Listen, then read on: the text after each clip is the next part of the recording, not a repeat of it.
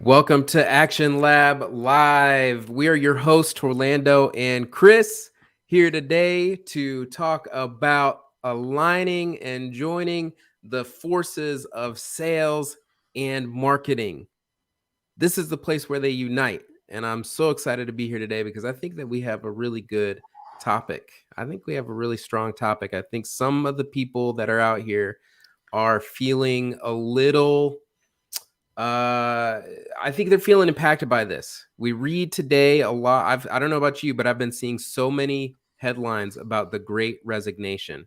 Mm. Millions of people quitting their jobs, and I think we all know why people quit their jobs. Why do they quit their jobs? Well, aside from maybe the vaccination stuff, which we won't get into, but Sure. uh, they quit their jobs because they don't feel like they belong. They don't feel like they're a part of the organization. They feel like they are just a cog in the machine. Hmm. And that comes from whoever is leading them isn't making them feel like they belong, isn't making them feel Right. valued and affirmed in what they do. Yeah, yeah, that's right. I think leadership is generally thought of, considered the number one cause why people leave their jobs. I mean, there are other factors, right? Life circumstances, money. A lot of outside factors, sure. But when you have a leader that you believe in and that you want to and that you're growing from, and they believe in you, and you know that they are going to progress you and take you to the next level, you'll be willing to fight through a lot of tough things for that leader when you know that they're on your squad. But when you don't have that, it breaks down real quick. And I think that it's not this isn't rocket science. It's really all about relationships. And I've done a little bit of research into relationships, and so some of the things that we're going to talk about today I think are going to really help those leaders. So let me start with a question for you, Chris. What do you think are some of the key factors as to why leadership, especially in sales and marketing, has such a hard time keeping the two teams aligned? Yeah, well, I think first of all, traditionally they they weren't connected. So we're already fighting a context of not being connected, right? Hmm. Number two, we've seen a shift in the role that marketing plays with actually bringing in customers, whereas marketing before was almost a supportive role of that as sales would present a product, a solution, a service, that marketing would then keep that brand solid as someone went out to go investigate. And now we're seeing a Hmm. shift in kind of those roles. But I think number three, ego. I think Mm. that they are such. I think we've made every department in our organization so um, measurable, and we're diving into data like we've never done before, Yeah. crunching numbers, looking at analytics, that what has happened is that we are forcing our leaders to feel like that they are only what their production says they are, only what their Mm. numbers says they are. So when we're Hmm. fighting this kind of, deals closed versus leads offered versus, our CAC, customer acquisition costs, for those kind of pieces, we're fighting all of this stuff. Mm. There's a little bit of a push and pull. And so I think you have marketing leader that might understand their department well, might understand their strategy extremely well, knows what the vision is that they want for marketing. I just got finished actually talking to a director of story last week, and Hmm. was asking them all about, attribution models and marketing as a whole, and being in charge of the whole story that we're conveying. And then I asked a question and I said, cool, well, how often did you guys meet with sales to make sure they kept telling that story? Oh yeah, Mm. that was their leader did that. We met with the leader. Yeah. Oh, so now we're relying upon the leader. It's a telephone game, right? We're Yeah. relying upon the sales leader to now hear from marketing and go take that and disseminate that appropriately to the people. Well, let's Yeah. let's get crazy for a second. if marketing was the one that created the story, if marketing was the one that created the imagery and the identity and understood who the target market is, and they're not the ones conveying that to sales in terminology sales understands, but leader is doing that, all I would say is like that is a lot of burden on that leader, that Mm, sales leader, to make mhm. sure they one fully understand. And let's be honest about salespeople. Don't get your feelings hurt. But we in our careers are almost made and created to act like we're always in control. Never ask Mm, a question. You don't want to look incompetent. Oh, I know what's going on in my territory. I know who's in my pipeline. I know who might close mm. and who might not close. I know exactly where they are in the buying cycle. Hey, I can project 12 months from now. I can tell you what we're supposed to be that. So anytime we ask a Yeah. question, we almost feel incompetent. So Mm, I think that answers the question. I just think there's like I told you pre-show, it's not that there's an earthquake, massive crater. It's mhm, erosion over mhm. time because the leaders are the ones that are having to convey the sentiment of the people. Yeah, yeah, that makes a lot of sense. It seems like, a decade ago that it was all about, time. People put in time, they get paid for their time. And then we saw this shift in, well, no, we don't care about how much time you're spending on something. We want to know the results. We want to know what value you're providing. And if every quarter, every month, every year, they look at last year's numbers, last quarter, the last period's numbers, and they see a dip or they see a spike, that sets a precedent for the following period. If there's a dip, well, why was there, what are you doing? What were you doing differently? There isn't this consideration for, you know, economics at large. Okay, we've got inflation going. We've got, we're still in a pandemic. We got all these external factors. There isn't the what about the buyer, what about our net promoter score? Is that where it needs to be? But putting so much pressure on an individual to perform in their space, when the reality is that they're just one piece of a larger system and it all goes together. Maybe this high attention to the numbers and the data, maybe it's actually counterproductive. Yeah, And and I maybe, right? keep going, keep going. Sorry. Okay, and so I was going to say, maybe we need to start thinking more about the people and the relationships and how all of it fits together and works together as a team rather than an individual sport, right? Yeah, and something we spoke about was we talked about relationships, marriage and dating relationships. Hmm.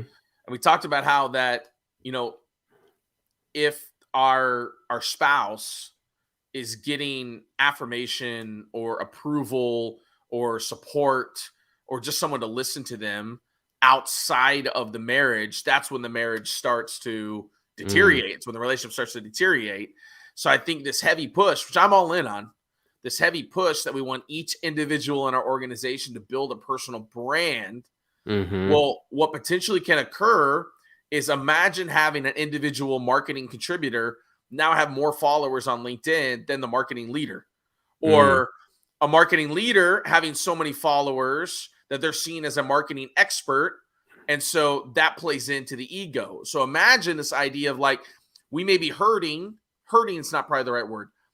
We have to be even more voracious and intentional about building cohesiveness and culture in our organization and valuing people for who they are internally, because if we don't, guess what, they're getting that affirmation from somewhere else. And if right. the more they get the affirmation from somewhere else, well, what happens? Great resignation. I'm Yeah. going to go with the people. I'm going to go train the people. I'm going to go spend time with the people. I'm going to go build my own whatever, because Hmm. the people have told me I've got Yeah. 30,000 followers. The people have told me that like I'm better than what you've made me feel here. Mm, dang, that's super powerful.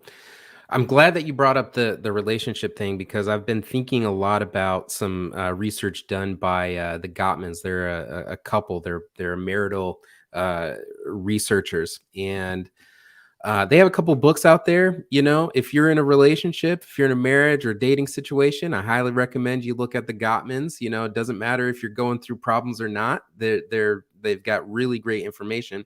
But I think that what I've learned from them is very, very applicable to interpersonal relationships at work. And one of the things that they talk about in being able to detect the signs of a divorce are what they call the four horsemen. And I think that these four things uh, correlate directly to how sales and marketing teams and leadership and the people under them. I think that these things are so critical. I bet you listening to this, you're gonna be like, oh my gosh, I this is happening. This is happening in my relationship. This is happening on my team. So let me go through these, Chris, if you don't mind. So the four horsemen, and I'm going to tweak it. The four horsemen of a toxic culture. Okay, the first one is criticism. When you are feeling criticized, when you are criticizing, that starts the process of it kind of sets a chain reaction. Once you feel criticized, the person that's being criticized, they start to get defensive. If they get defensive, then the person who's doing the criticizing is like, oh, they don't want to listen, they don't want to do this, and so the resentment starts to build. And after the resentment it starts to build, and you can't talk because every time you talk, you just feel the palpable resentment. You stop talking, you stonewall, you shut down, and it all breaks down. So those are the four things: criticism, defensiveness, resentment, and stonewalling. I'm thinking that we could spend a little bit of time on each of these. So let me start with a question to you, Chris. Let's start with criticism. Um, where do you think criticism comes from in a business? I think criticism is always difficult for leaders because they don't want to lead with criticism, but they feel the pressure of their leader. And this is that whole trickle down culture Mm-hmm. piece that if their Mm-hmm. leader is only criticizing them, they can only hold on for so long to not be that leader in their own department. Right. I like the methodology of, and I think originally it was like the love tank, but I like it as a bank account. I think every one Mm-hmm. of our relationships are Mm. like a bank account, and Yeah. that we have to make a lot of deposits before we can make a withdrawal. And if we're only withdrawing over and over criticism, if we're Mm-hmm. criticizing over, eventually that account gets overdrawn. And we know what happens to an Yeah. account that gets overdrawn. There's a lot of fees, there's a lot of fines. It takes a long time to pay it back. And not only that, eventually, what does the bank do or the other person? They Mm. shut you off. There is Yeah. no more relationship here. So I think when I think of criticism, we've talked about it, man. People are like, oh, sandwich a positive and throw a negative and seven Mm-hmm. positives every negative. Like we have a lot of things out there, but there's a Yeah. reason why people don't do them. And I'll say one, it's vulnerable. Mm-hmm. And so I think naturally people are self-preserving. So if Mm-hmm. we'll just give an example. If I say, Torlando, I've always struggled with bringing my team into projects that were my own. Mm. And I've noticed that in some of your best projects, you're trying to work on them in your own. And I would like to bring some of our team in to be able to help fill some of those roles that maybe aren't your strong suit. You're a great idea person, but sometimes we Mm-hmm. lack in execution, which means we don't get to have your great project go. But when I Yeah. did that, leader, me, had to come down to level of contributor. Yeah. Whereas most leaders, I think, say, hey, Torlando, you got a lot of really great ideas, but you never execute on them. So we've got to Right. bring more people in to help you execute on them. Well, which one feels and sounds better? And with all four of the horsemen, all we're really doing is creating context for the Mm-hmm. next conversation. So if Yeah. the context is he always criticizes me, well, then you better believe when you show up the next time, they're already assuming contextually that I'm going to be Yeah. criticized again. Yeah. So they're already on defense for sure. That is so insightful. I feel it's that context of criticism makes even the most uh benign and well-intentioned comments feel like criticism. Earlier you mentioned just even inquiring about pipeline. You know, how many deals do you have ready to close? Oh my gosh, it doesn't matter. It's just not enough. So now all of a sudden, I feel Am I like, going on a pip? Oh no, am I going on a pip right now? Is he asking because he's nervous? Yeah, yeah. yeah, right. You immediately, a question like that, when you have the context of having been criticized so often, even a question that just on its own is really just objective. You know, it's like it's just a number. I have three people that are close to closing. Well, it just feels like a criticism coming out of your mouth because you didn't go through you didn't have the tools up front. You didn't build that safe place to Correct. talk about constructive things, feedback, this you didn't create the safe space. Right. So that, I think, Chris, is so intelligent, so smart. Tell me a little bit about what you think about defensive. Why do we go on the defense? Yeah, I mean, I think it comes down to two things. One, we aren't self-aware. Mm-hmm. That's the big one, because when we are Mm, self-aware and we know who we are, like I'll give you a great example. I told you that example about ideas and execution because I lived that.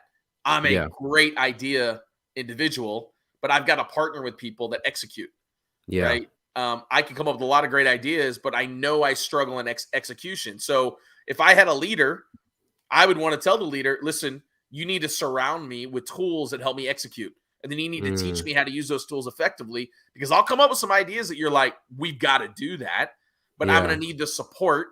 I'm going to need the leadership to help me execute on that. Well, Yeah. if if I don't know that about myself, then I get defensive about the things I Right. know that are weaknesses of me. That's number one. Number Yeah. two, we get defensive because of a lack of knowledge, meaning like I don't see the big picture. So I'm just getting defensive about this micro moment, like that pipeline conversation. I Yeah. don't see the big picture of like why we're having this pipeline conversation. I just think of it as like, oh crap. Oh, they're now looking at my pipeline. Oh no, what Yeah. happened? What am I in trouble? It's so like like, oh, I got to get defensive in Yeah. this moment. And then I think, and I'll say even in that, dude, sometimes people don't get defensive to your face. It's what they do that's toxic behind your back with other Mm. coworkers. Mhm. That's when they Mhm. get defensive. Can you believe he was? Can you man that? And then now you know that culture is going to be majorly affected by. Hey, I asked everybody about their pipeline, right? And I Yeah. have to say, side note, but I think it's really important to say, I believe that all four of these really do come down to context. When you Yeah. get hired onto a company, there is a context of the culture. It's a context of the leader. And you and I both know we've been in organizations where who hired me Yeah. and who I actually was going to work for, those were two different cultures. I was Yeah. excited Sure. by the hiring manager, but I Yeah. didn't like my immediate leader, or vice versa. I was weary, and then I met my leader, and I'm like, ah, he's incredible, or she's Yeah. incredible. Yeah. Yeah. Yeah. Yeah, this is so good. I, what's interesting when you were saying, that example of, oh, you have great ideas, but you need an executor. There was part of me that was just like, oh my gosh, how does he know that about me? and, there, and so then when you said, oh, I know that I need to, surround myself surround myself with people who are great at execution. There was a moment of vulnerability that I felt where I was like, oh my gosh, do I even have the humility to ask for that, knowing that I also need that? And that's a very scary thing because, at least in my mind, I am like, no, like I can knuckle through this. Like I can push through. I know I can execute. I know I can do things. I know that I can follow a plan, but in my heart of hearts, I know that I will get a little bit like, onto the next idea, so it's really difficult. And I think that plays right into the second piece, which is that you have a little bit of ego, or you have a little bit of fear surrounding whether or not you'll be okay. Am I going to lose my job Mhm. if my pipeline isn't where it's going to be? And when you feel that fear, when you feel that level of uncertainty, Hmm. it really makes it difficult for you to be open and say, hey, I do have a problem with this. I don't think that I can do this on my own, because you think, if I admit that I can't do this on my own, then they're going to find somebody else for the job.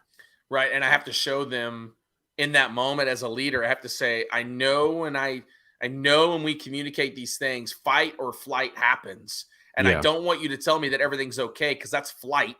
Instead, I want to partner with you on the fight. Right. Right. Right. Absolutely. Okay. So then the third piece is resentment. Mm. Okay. Where does resentment start to build? Yeah, I think it inches in. It inches in piece by piece, interaction by interaction. I think it also comes down to, and this is that intention versus execution. My leader and what they are intending to get across versus how Hmm. they execute on that. I see my buddy Jeff Underwood just commented, touching on some great things here, Chris. Something to think about here is leadership versus management. And I love what he's saying here. And Jeff always talks about engaging leaders. How engaged are you as a leader? That sometimes you're just a manager, and there's a difference of being a leader and a manager. And I think this is when resentment steps in, is that when the manager shows up, hey, I got to manage, go do that, go do this, and we need to do that. And over time, I'm going to resent them. Like, oh, all they do is Yeah. manage it. In fact, I'm even probably going to say, I could do their job. I could do it better than them. Mm-hmm. When a leader is the one that shows up, they're willing to walk in the trenches with me. They're willing to execute on the back end. They're willing to almost show you how it's done. So I think it's this intention versus execution of like, well, do you want to be seen as a manager or do you want to be Mm-hmm. seen as a leader? And Mm-hmm. you and I both experienced both. We both had true leaders in our life that equipped me and developed me to be great, and was okay being in the background as I was in the foreground Right. of, look what he did. I'm so proud of you. You did great. Look what Chris Watson did. Maybe a soccer coach that I had in my life. And I've Yeah. also had managers that when I did well, they had their arm around me. Hey, look what I helped him Mm, do. And I mm-hmm. think that's the shift, is over time, like, you begin to resent that person because you recognize they're telling me what to do, and then I put Yeah. in all the work, and then we both get credit. Right. Yeah. Yeah. I mean, I it is that's what makes leadership so tough, because you don't you need to be the unsung hero. Like that's what you need to be. But too often leaders just claim that status, right? And the people become the unsung hero. Mm-hmm. And that is a recipe for resentment, Yeah, because yeah. the leader keeps getting the bonuses and they get paid more, and because they're eligible for certain things, and then they show up in their brand new Tesla, and you're just like, Isn't it ironic, man, that like we talk about the hero's journey so mm-hmm, often in like marketing and sales, but that we should actually be looking internally that we want every one of our people to be on a hero's journey too. yep, And we want to be their guide to helping them yep, be the hero instead of us being the hero so that we can get promoted. yeah, exactly, exactly. So, okay, so then comes the stonewalling piece of this. And Mm-hmm. stonewalling is it's just absolute shutdown. Maybe you've seen it in a past relationship where, you got all these issues that you're trying to sort through. They're tired of hearing it, and they just stop responding. They're emotionless, they don't respond. Um, they keep their talking to a minimum. How does that manifest itself in a business, and why is that kind of the nail in the coffin? Yeah, I think it's, we use phrases like, oh, they're just stealing a paycheck, right? Mm, Or they're just playing the game, or they're just going through the motions, right? And I think the idea is, or like leaders sometimes will be like, yeah, I think they're looking, right? They're looking for mm, another job, right? So I think mhm, we see apathy at that moment where there is no emotional investment into the organization. There is no emotional investment into the customer, acquiring new mm, customers. There's no emotional engagement. It literally is robotic. Like, yep, I show here. I make my yeah, 50 calls. I send my 22 emails. Like, and it's very like, Yeah, and I think what the irony is, and like I'm gonna go just slightly, I'm gonna jump on a soapbox here for a moment, which I love that analogy, but uh, what always upsets me the most, and I've been in this situation, is when Mhm. the leader hasn't done a good job of engaging me at an emotional level, and they Mhm. haven't actually like asked me my opinion and my thoughts, and they just kind of like ran the show. And then the moment that I'm like, okay, and I'm apathetic, yeah, whatever you want to do, sure, Yeah. they get upset. Chris, I just don't think you're very emotionally involved. Like, we want to hear what you think and how you feel. And then that's where boom Mm. happens Yeah, because it's I like, look at "Well, them. do you? Like, Yeah, do you really want to?" I mean, correct. Hey, yeah. I haven't felt that. I felt like every idea I've given, you decided to go another way, or I felt like that it was your way or the highway, or and I think that goes back to kind of what Jeff Underwood talks about is that are you engaged? Are you managing Mhm. it? Are you an engaged leader, or are you just managing the situation? So I think you see it in apathy. I think you see it in Yeah. apathy. I think you see it in clicks. I think you see it in people that like are happy to be on an island or be remote or like Mhm. never tune in. They don't turn their camera on Zoom. They just Mhm. they just don't seem engaged. They're just kind of like, and I think like what we want to do as leaders when that stonewalling occurs is we want to blame them. Yeah. Oh, why do you do this? I'm trying to make things better. Like I can hear marriages that are going towards a divorce Mm. and the arguments Mhm. I'm trying to make it better. I'm trying to listen to you. I'm sorry you feel that way. Yeah. Not I'm sorry I I'm the made you. only one that's yeah, I'm the only one that's trying, Correct. Correct. Correct. right? So But I think we see it just in apathy yeah. and loss of emotional investment into the organization. Yeah, yeah, absolutely. Well, and, what the Gottmans say is that in a relationship that the four horsemen may make an appearance. The real danger zone is when they create a home in Mm, your relationship. And mm. so, what I want to do is I want to give our audience here a few practical things that they can think about of if they see those signs, if one of the four horsemen rears their ugly head, what do we do about it? And before the show, we had talked about a few things that I thought were really important. And the first one is a new term that Chris coined. I'm going to give you full credit for this because I thought it was Woohoo! brilliant, which is to create a green space. Tell me what creating a green space means. Well, here's that whole idea versus execution thing. So this just I just came up with this in the last, you know, 20, what are we in, 28 minutes? So 30 Yeah. minutes ago. Um, yeah, I always hear white space, right? And I hear people talking about white space and like it needs to be abstract and you're not really trying to accomplish anything. And so I feel like that there needs to be this idea of green space. Well, green means go. Green Mhm. means growth. Mhm. Green in your mind means I'm going to show up and do. I'm going to take action.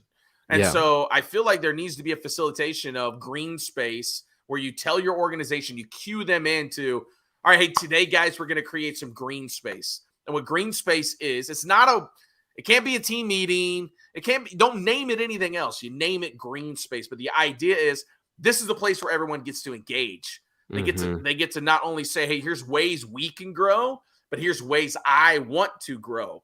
And now a leader can also talk about how he wants the team to grow. And when you Mhm. get to see the macro story, then you get to understand what your micro part in Mhm. that macro story is. So I think there needs to be a green space where like it's time to go. It's time to offer your opinion, It's Mhm. time Mhm. for us to see some growth and all of that in turn, let's just be blunt about it because like I don't like to hide behind this. It equals Mhm. green money. Yeah. Equals money in our pockets, money for the Sure, sure. organization, production, right? So there's so many ideas about this green space, but it needs to be a space that it's safe for people to Mhm. go. It needs Yeah. to be an environment where there are no repercussions for the way someone wants to grow. And Mhm. then I think the other safe thing is like if somebody is motivated by the green, it's okay. Be motivated by the green. You want to change the legacy and of your great grandchildren because you want to make so much money here. Great. We love that. So I think green space needs to be a place that's created for not only the leader to say this is how we need to go, but it's also a place. And I think this is the Action Lab as a whole. We want to create the Action Lab as a place for green.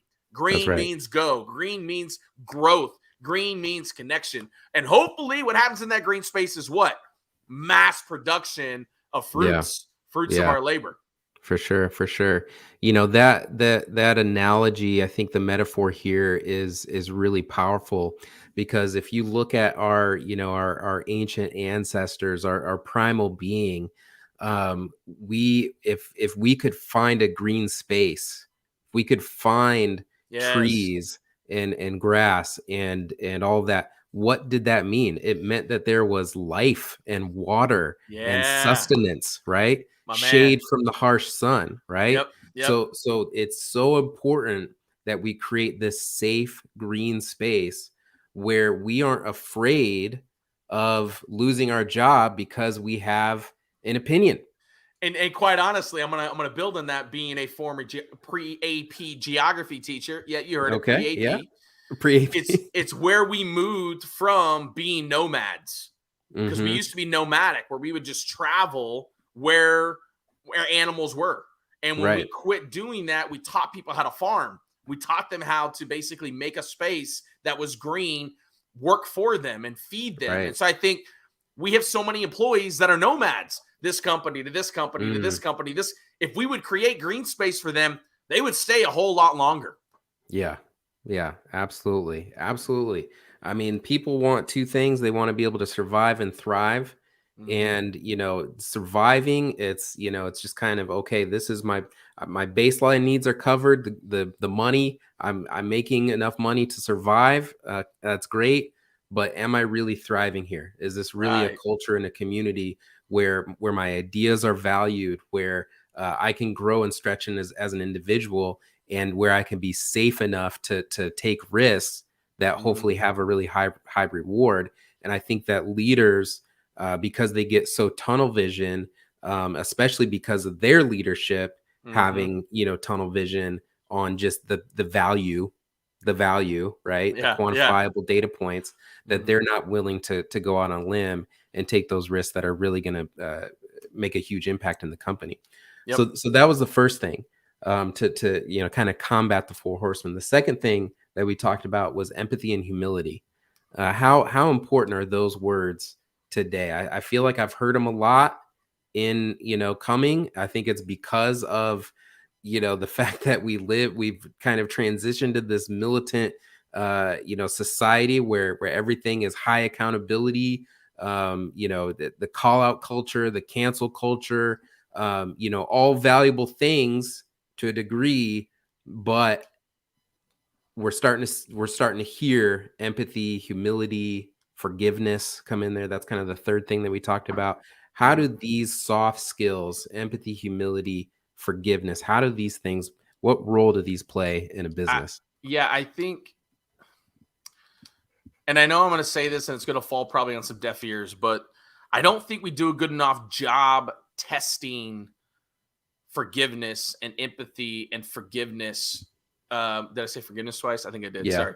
But I don't think we do a good enough job of testing forgiveness, empathy, and sympathy when we're Humility. hiring our leaders. Oh, humility. When we're Yep. hiring our leaders, we don't ask enough questions to understand when they have shown humility Mm, and empathy and forgiveness. We don't give them enough scenarios to understand, can they even offer this? And I think some people were caught. Some people mhm. were shown. Some leaders, some employees, the reason why we're seeing the great resignation is because you showed us that during COVID, during this pandemic, that you didn't have a way to forgive and to be empathetic and to have any type of humility. And so I think Mhm. some people were caught, but I think this is kind of a new thing, I would say, for anyone that's out there recruiting or hiring, or you're looking to hire somebody. I think it starts there. What kind of people are we bringing in the organization as a leader that is willing to forgive, that's willing to have empathy and humility, and then on the same front, have invested enough into their people that they can still Mhm. hold them accountable? Because you can't Mhm. have it one way or the other. I can't just be this awe forgiving, empathetic, humble leader that never holds people accountable, right? Right, But right. I think there's a level that we so I would say, as a leader, we need to see that. I want to see that early on, is like, how would you show forgiveness, empathy, and humility? Number two, I would say the reason why a lot of leaders don't do this is because no one's ever taught them. Mm. No one's ever shown them, like it's only been, as you said, what, in the last 5-7 years that we've been heavily talking about this, right? You Yeah. you got Bryn Brown talking about like vulnerability and how powerful it is, and Simon Sinek, like, and what he's talking about. So I think we've only been talking for so long that we still have the old guard of leaders, which is not that. The old guard of leaders is, I'm your general, I'm your commander. When I say jump, Right. you say how high. And oh, if you have a busted ankle, I don't care. Jump Yeah. anyways. Right. Yeah. Yeah. Yeah, for sure. I mean, these things are they're somewhat systemic in a lot of ways. I was reading an article, I think it was a Forbes article the other day, and it's had this idea of um, that leaders were once taught to defend and deflect. Mm. And I thought to myself, who has ever taught, like, if do you think Peter Drucker, if he heard those words, he'd be, he'd be rolling over in his grave, like I don't know if that was taught, but it had to have been learned somehow. It had to have been uh part of the fear of failure as a leader that causes people to behave in this kind of way, and it has to go. And we got a comment here that I think is really key. I'm gonna pull this in, but these systemic ideas, I think, have always been there, but Mm-hmm. because of where we're at today, I think they've been highlighted. In fact, a guy that Paul McCarthy, he says that it goes much deeper than COVID, but COVID has really actually highlighted a lot of the pieces of the broken system. Right, the system is already broken. We were pretending that it wasn't because of fear, and now it's hitting us, face front. It's saying, hey, this system isn't working. It hasn't been working for us. We found out that we can work from home. We found out that companies are willing to hire us anywhere.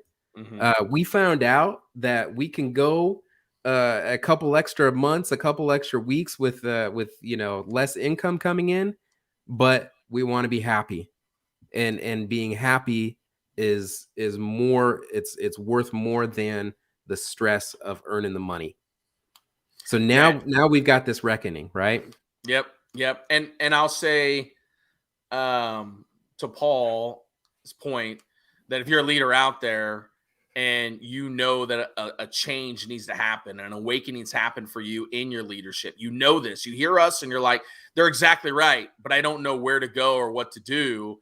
I would say what Paul is doing at Fired Leadership, what Paul's doing in his organization, is he is helping people understand this positive disruption that needs to happen within an organization across all of their leaders, Mm, because COVID was the enabler that highlighted the system's broken. But there are leaders that either already knew that and they needed someone to walk them as a mm-hmm, guide into mm-hmm. becoming the hero.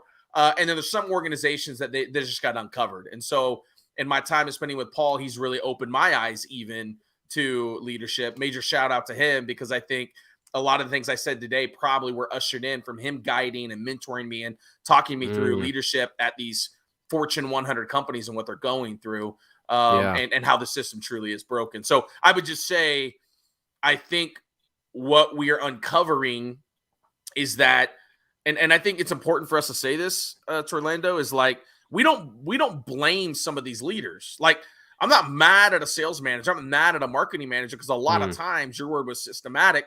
A lot of the times it's the only mentorship, guidance, or leadership they've gotten. Hey, here's how to lead your people. Hold them mm, accountable to this, this, mm-hmm. and this. How are you holding accountable to this, this, and that? Because I think people feel like those soft skills you talked about, forgiveness, empathy, and humility, are just natural. And they're not. It's a lot more natural to be the manager, to be the accountability person. It's a lot better, or in your eyes, to manage the gardener who's actually growing the carrots in the garden than it is for you to go get your hands dirty and actually Mm, plant the plant. mm-hmm, mm-hmm, mm-hmm. Definitely. Definitely. I think that forgiveness, of those two, I think, empathy and humility, I think people have been talking a lot about the forgiveness piece. I would love to hear people start talking more about it. Mm-hmm. There's just not enough forgiveness, especially in a world of high accountability, numbers driven, data driven, but also the aspect of, we're not going to take uh, the toxic culture in the workplace. We're not going to take toxic culture from men anymore. We're not going to take the toxic culture from majorities. Yeah. All Yeah. of this is coming to light. All of this is coming out. But I've thought for a long time, since really since it first started happening, that if we don't inject the word forgiveness, people are not going to be able to move on with their lives. They're not going to be able to improve. They're not going to be willing to improve. They're going to feel just completely betrayed and abandoned by the world. And talk about resentment. That's Yes. right. If there's no forgiveness, the resentments will just build and build and build until your culture completely self implodes on itself. Yeah, yeah, I agree, and I think we need to understand the words erosion, not an earthquake, not this massive event that just creates a massive gap, or it's erosion. It's over time that we begin to be further away, just like a marriage, just like a relationship, right? Like Hmm. that's how we, one day we're good, and then a year later there's a massive gap. Yeah, absolutely. So then we talked about positive affirmations. Mm. Okay. Positive affirmations. What role, what is, well, first, what is a positive affirmation? Yeah, I mean, they say the most powerful words, the second most powerful words that anyone can hear is "I'm proud of you." Now, some Mm, people would like to be like, "Well, I don't need that." I disagree. I think every person needs that. I think everyone wants to know that somebody was proud of them. Now, we may, and this goes back to leadership. I may not want that for my leader because I don't think they actually care about me. So don't tell mhm, me that. I don't think you. Maybe I want that for my spouse or from a friend or a coworker or somebody I admire, right? mhm, But if my leader is that one that I admire and I think they actually care about my life, then I want to hear a positive affirmation from them. Now, positive affirmations are two different things. One, it might be me giving myself positive affirmations to get ready for the day or a project or whatever. But I think finding ways to affirm your people that's specific to them. And I think I said this when you said this thing before we aired. I said, positive affirmations don't matter if you don't know what type of positive affirmation I need. Meaning, mhm, man, Chris, you made a lot of money this month, man. Great job on hitting your number. Well, maybe the affirmation I need is, how does me hitting my number help me become a leader? I want to be a mm, sales leader. I want your position someday. Now, if they yeah, could then make my positive affirmation specific to me and say, Chris, you keep hitting your number like this, no doubt you're going to become a sales leader someday. That yeah, that affirmation is so specific to me, but none of that matters if you don't know me, if you don't have any empathy, if you haven't developed with me, if there isn't this safe green space, so to speak, where I can yeah, say, green means go, this is what I want. If none of that goes true, your affirmation may just fall on deaf ears because you're giving me affirmations that I don't care about. yeah, yeah, sure. Um, the positive affirmation piece, to me, I think about people who are going to push back on that. Maybe the old guard. I think is going to, they're going to look at us and say, you millennials, and I don't know if you're millennial. I think you probably look younger than you are, but 83. 83. Okay, so you're a zennial, I think, is what. Yeah, I'm right there. I'm that weird. I'm in the weird gap, man. Yes. Okay, yeah. I'm 85, so I'm what you call a geriatric millennial. Old millennial. And so the old guard is gonna say, hey, you millennials, you zennial, you want everybody, wants a trophy. All of you Hmm. want a trophy. And you're gonna kick back on that, and you're gonna say, just do the work. Just show up and do the work. That's all I ask. I don't want to have to hand out a gift certificate every time you do your job. I think that's going to lose. I don't think I it's mean, right. it's kind of the way I look at it is like, okay, well, the old guard was maybe pissed about automation, but now they're Yeah, seeing how it enhanced what we can do, and that's how I look at it. Is like, it's an enhancement. Like yeah, we're just saying, Like, and let me, you know what? Let me dish it out to the old guard. Let me just give Yeah, you two please seconds of do. the old guard. You ready? Yeah. Old guard, if you want your people to be as invested in your organization as you, be more empathetic. Old guard, if you want your people to produce, be productive, help you grow your revenue, help you get more customers, be empathetic. Old guard, if you want your people to be willing to put in extra time, the time it's expected, be more creative, be more innovative, take more initiative, be empathetic. Because what we have shifted and what's happened is if you don't, they will find someone that will. And I think Yeah. that's the key, is that there's already organizations out there that are showing massive levels of empathy. And if you don't, they're going to go find a leader that will. And then now Yeah. you're losing your top talent. And as Paul McCarthy always tells me, is that it actually costs organizations so much money when they're losing Oh, top talent absolutely. because of the money they've spent on training and development and hiring. Now they've got to do that all over. And let's be honest, there's massive unknown of who we're going to hire next if they can meet, the type of success and production that I already have. Right. And how much does saying thank you cost? It doesn't cost anything. How much does saying good job cost? How much does does a pat on the back? How much does a literal trophy cost? Okay, like come on. It If cost it costs ego. That's the yeah. problem. It costs Mm, ego, right? It's asking me to be emotionally intelligent, not just show up and do my job. yeah, man. All right. Last point here. Uh know your people. Mm-hmm. Yeah, Know know your your people. people. Know Yeah. your people. I think as a leader, like, and I would even say organizationally is what we're talking about here. I need to be able to speak to. I'll give you a great example. Okay, we're trying to get alignment between marketing and sales, so I need to go find the salesperson that is the most marketing driven salesperson in the organization. If I know that that's Chris Watson, then I need to get Chris Watson in the green room Mhm. with Torlando because he's the most sales minded marketing person. Well, this is the Mhm. purpose of the Action Lab.